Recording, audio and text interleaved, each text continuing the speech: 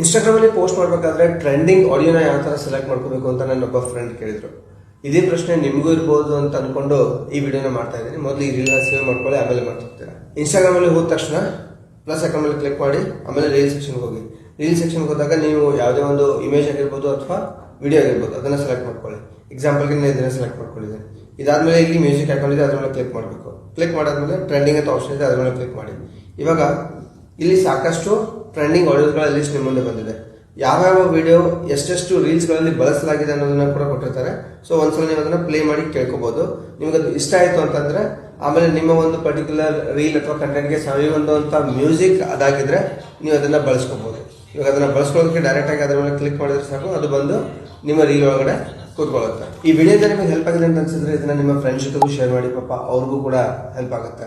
digital platform ಅಲ್ಲಿ ಬೆಳೆಯೋದಕ್ಕೆ ಮತ್ತು ಡಿಜಿಟಲ್ ಮಾರ್ಕೆಟಿಂಗ್ ಅಲ್ಲಿ ನಿಮ್ಮ ಕರಿಯರ್ನ ಬಿಲ್ಡ್ ಮಾಡ್ಕೋಬೇಕು ಅಂತ ನಿಮಗೆ ಏನಾದರೂ ಆಸೆ ಇದ್ರೆ ನಮ್ಮನ್ನು ಫಾಲೋ ಮಾಡೋದನ್ನ